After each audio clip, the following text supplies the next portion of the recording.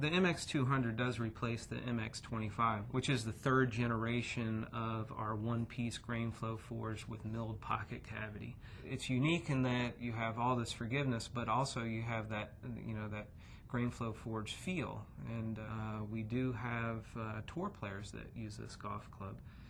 The MX200 features a new technology called Y-Tune, and that name came from in the later stages of development. Really what we're doing is fine-tuning the feel and the performance of the club head.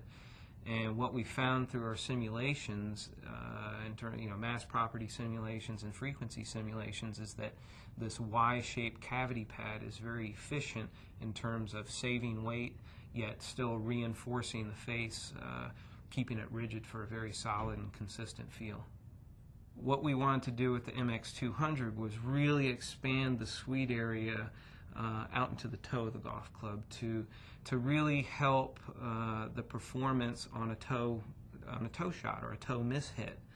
And with Y-Tune technology, what we're able to do by re-engineering the back wall and re-engineering the cavity pad, we can have kind of the same effect on for the low deep center of gravity, but basically what we've done is we've shifted the sweet spot in the sweet area more central to the face. And so now not only is it very forgiving on the heel shot, we're seeing quite an increase in performance on toe miss hits. The MX200, if you look at like the complete set of the MX200, basically what you have in the long irons, which is the 3, 4, and 5, you have a very large milled pocket cavity. We're putting the emphasis on low, deep center of gravity, large moment of inertia. So, let's get the ball up in the air easily with the maximum amount of forgiveness we can put in there.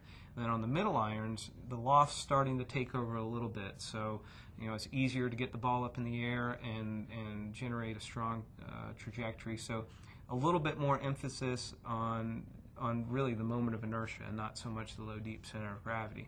That's why we use a slightly narrower pocket cavity. And then the 8-through pitching wedge is all about accuracy and feel. So we're looking for a large moment of inertia. We're looking for a very solid feel of impact. So there is no milled pocket cavity in the 8-through pitching wedge.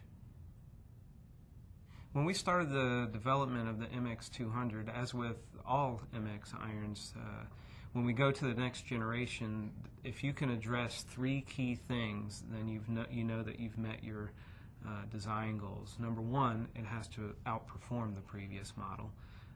Number 2, it has to feel better than the previous model.